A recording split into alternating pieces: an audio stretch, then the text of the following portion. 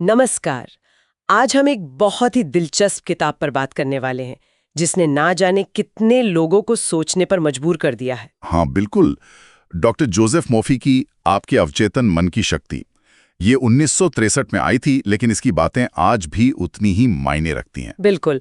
और इसका जो मूल विचार है वो तो काफी बड़ा है कि हमारे विचार, खासकर वो जो हमारे अवचेतन मन में गहरे बैठे हैं, वही हमारी असलियत गढ़ते हैं। एकदम। मतलब हमारी सेहत, हमारे रिश्ते, पैसा, सब कुछ। किताब इसी पर फोकस करती है कि कैसे हमारे मन के दो हिस्से हैं, एक चेतन और एक अवचेतन। हाँ, और आज हम यही समझने की कोशिश करेंगे कि ये काम कैसे करता है ना? मतलब इस किताब के जो मुख्य विचार हैं उनको खंगालेंगे। सही कहा। देखेंगे कि ये चेतन और अवचेतन मन आखिर हैं क्या, और कैसे हम अवचेतन को पॉजिटिव तरीके से प्रभावित कर सकते हैं। तो चलिए शुरू करते हैं। ये चेतन मन, मर्फी इसे ऑब्जेक्टिव माइंड कहते हैं। ये तो हमारा वो जागा हुआ मन है जो सोचता है, तर्क करता है। हाँ बिल्कुल। ये विश्लेषण करता है, फैसले लेता है। एक तरह से एक गेटकीपर है, मतलब द्वारपाल, जो तय करता है कि अवचेतन तक क्या पहुंचेगा। और फिर है ये दूसरा वाला अवचेतन मन, सब्जेक्टिव माइंड, कहते हैं ये बहुत शक्तिशाली है। बहुत ज्यादा। और ये 24/7 काम करता है, सोते हुए भी। सारी भावनाएं, आदतें, पुरानी यादें, हमारे घेरे विश्वास, सब यहीं स्टोर होते हैं। अच्छा। और सबसे खास बात यह है कि ये तर्क नहीं करता। जो भी सुझाव इसे चेतन मन से मिलता है, ये उसे सच मान लेता है। ओ, ये तो मतलब जो भी हम सोचते रहते हैं बार बार, या जो महसूस करते हैं, खासकर गहरी भावनाएं। हाँ, वही। वो सब सीधे इस पे छप जाता है। तो फिर एक बार वो विश्वास या विचार वहां बैठ गया, तो अवचेतन मन उसे बाहरी दुनिया में सच साबित करने में जुट जाता है। चाहे वो सेहत की बात हो, या पैसों की, या सफलता की। बिल्कुल। इसीलिए मर्फी कहते हैं कि विचार हकीकत बनते हैं। ये सिर्फ पॉजिटिव सोचो वाली बात नहीं, ये एक तरह की मानसिक प्रक्रिया है। ये सुनने में तो बहुत पावरफुल लगता है। लेकिन अगर ये इतना सीधा है, सुझावों को मान लेता है, तो फिर हम इसे सही दिशा कैसे दें? हाँ, यहीं पे किताब प्रैक्टिकल हो जाती है। वो कई तकनीकें बताती है। एक बहुत मशहूर है, विजुअलाइजेशन, मानसिक चित्रण। मतलब सोचना कि जो चाहिए वो मिल गया। सिर्फ सोचना नहीं, उसे होते हुए महसूस करना पूरी तरह से, जैसे वो अभी सच है। वो जो मिलने की खुशी है, एहसास है, वो महसूस करना। अच्छा, वो भावनाएं। हाँ, वो भावनाएं ही अवचेतन मन को सिग्नल भेजती हैं। और वो अफर्मेशंस का क्या मतलब? बस अच्छी बातें दोहराते रहना, मैं कामयाब हूं, मैं सेहतमंद हूं।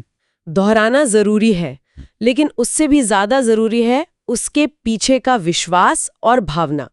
अगर आप पूरे यकीन से महसूस करके दोहराते हैं, हाँ, खासकर सोने से ठीक पहले और जागने के फौरन बाद, वो समय बहुत खास माना जाता है।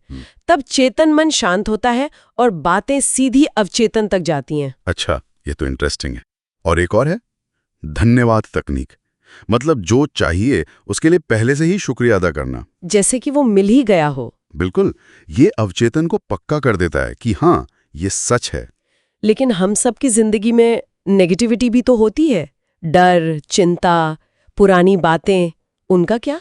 वो असल में बहुत नुकसान करते हैं, क्योंकि अवचेतन उन्हें भी सच मान लेता है और वैसी ही परिस्थितियां बनाता है। ओह। इसीलिए मर्फी जोर देते हैं कि डर और चिंता को बेवस्त रूप से, मतलब सचेत होकर, विश्वास और अच्छी उम्मीदों से बदलना होगा। और माफी का भी जिक्र है शायद, क्षमा करना। हाँ, बहुत जरूरी। खुद को और दूसरों को माफ करना। इससे वो इमोशनल बोझ हटता है जो अवचेतन की पॉजिटिव एनर्जी को ब्लॉक कर सकता है। किताब एक और बात कहती है कि ये अवचेतन मन किसी अनंत बुद्धिमत्ता से जुड़ा है, यूनिवर्सल माइंड। इसका क्या मतलब हुआ? इसका मतलब है कि हम अवचेतन के जरिए सिर्फ अपनी इच्छाएं ही पूरी नहीं कर सकते, बल्कि एक गहरे ज्ञान तक, गाइडेंस तक पहुंच सकते हैं, मुश्किलों के हल पा सकते हैं। ये इसे थोड़ा आध्यात्मिक पहलू भी देता है। अच्छा, तो ये सिर्फ दिमाग का खेल नहीं है, उससे कुछ ज्यादा है। हाँ, मर्फी के अनुसार ये उससे कहीं ज्यादा गहरा है। शायद इसीलिए किताब में सेहत, पैसा, रिश्ते, करियर, हर चीज के लिए इसके इस्तेमाल के तरीके बताए गए हैं। बिल्कुल। किताब भरी पड़ी है उदाहरणों से।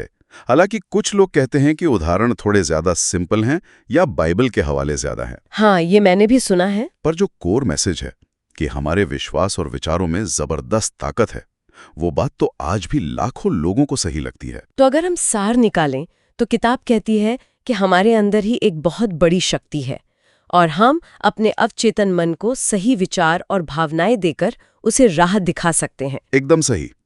चाबी हमारे अपने हाथ में है, जरूरत बस उसे पहचानने और इस्तेमाल करने की है। तो इस चर्चा को खत्म करते में एक सवाल सोचने के लिए छोड़ जाते हैं।